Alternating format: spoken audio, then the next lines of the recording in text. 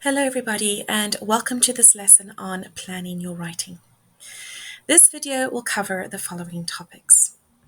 Why plan your answer? Writing for a specific purpose and audience.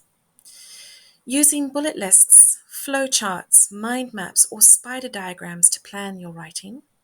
And then it will have a look at the overall writing process. So why plan your writing? In the writing exams, you will have 60 minutes in which to complete 2 writing tasks. Spending a couple of minutes planning your answer will enable you to do the following. It will make your work look structured. You might have headings. You might make it clear that you have an introduction, a middle, and a conclusion. It will help you to organize your thoughts so that your ideas are more clear. It will help you to organize your paragraphs so your ideas flow on from one to the next. It will help you to avoid inappropriate repetition. So sometimes we find that when students don't plan their work, they might look at something they've already explored in a previous paragraph and they won't get many extra points for that. And then finally, it will help to ensure you cover all the points in the task. So when you plan, you can be as thorough as possible. So it doesn't matter which method you choose in order to plan your writing, as long as you choose a method that works for you. So having said that, let's look at some of the different planning methods that you could use. First of all, you could use the bullet list, and this is where you would have bullet points that cover different ideas. Sometimes you might find in the exams, some of the questions already contain bullet points for suggestions that you can explore, and you can use those to expand on your own ideas. The second option is to use a flowchart. And this is usually where you expand on an idea and then you link it to something else, and either you can eliminate it or limit it there, and you can continue and explore other ideas instead. And so I would argue that a flowchart is quite directional. And then finally, there's the option to use mind maps or spider diagrams. And this is my favorite option. A mind map helps you to focus on a central topic and then to add subheadings to that topic. And then once you've done that, you can expand on the details of that by focusing on each of the subheadings themselves. So it is a very broad way of examining a topic, and it can mean that your planning is much more thorough. All right, as part of this lesson, I am recommending that you watch 2 videos. The first of these is from BBC Bitesize, and it's entitled How to Plan Your Writing. Now, it's a very short, concise video, but it illustrates very well how you can use a mind map to expand on certain ideas and to keep your ideas clear. So I will link that into the Google Classroom so that you can access that lesson as well. Sorry, that video. All right, now as mentioned before in our first slide, you're going to have to think about writing for a specific purpose. So there are many different reasons for writing something. So for example, you might want to write a note about your child to his or her school. You might want to write a review on a website. You might want to write a complaint about a train being delayed. And so the purpose of your writing, these reasons for writing, will affect 3 things. It will affect the content. So in other words, the ideas and information that you're going to include.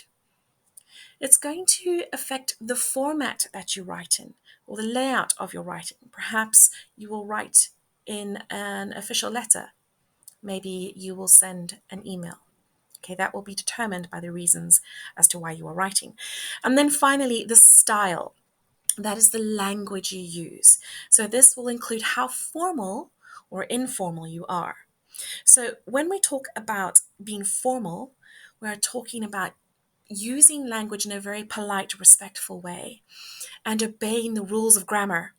So, for example, formal language is used when writing an official document, for example, a letter to a bank. So there you would be far more polite with your language usage. However, if you were going to use informal language, you would be far more relaxed. And so this is used when you are writing to family or to friends. And this might be when you send a postcard or a text message. You are far more relaxed and casual in the way that you use language. All right, so your purpose will determine all of these things. The next concept to keep in mind is writing for a specific audience. So when planning your writing, think about who you're writing to. This is your audience. So as already mentioned, you might be writing to a bank manager in this particular idea to request an overdraft. The teacher at your child's school, telling them why he or she has been off sick. You might write to the staff at your workplace with an article for the staff newsletter. So let's just expand on some of these ideas about content and purpose and audience. So, for example, you're writing to the manager of your local supermarket. The manager is your audience. The purpose of your writing is to complain about the poor quality of their fruit. You will list the reasons you're unhappy about the quality of their fruit, and perhaps you're going to suggest some improvements. This is going to be the content of your letter. It will be a letter, and so that is the format. There's a certain layout that you're going to use, and we will look at how to lay out a letter. And then obviously you're going to use formal language because you're writing a letter of complaint to somebody who is in a business. So this is the style that you will use. So it is purpose and audience that you need to keep in mind when writing up a piece of text. Okay, and then the second video that I'm going to recommend you watch is called The Writing Process. It's a very quick video from 1 Minute Lessons, and it touches on the different stages that you're going to explore, that you're going to use in the writing process. So, for example, you'll have pre-writing or planning stage.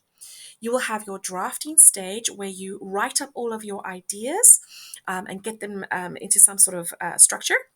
Then you will revise what you have written. You will change certain things. You might add sentences in here and there. You might take certain ideas out. That is the revising stage. Finally, you'll have the editing stage where perhaps you fix your grammar, your spelling, you make things look a bit prettier, a bit clearer. And then finally, you'll have what's called your publishing stage, which is ultimately your final write-up of your work. All right, so that's the overview of the writing process.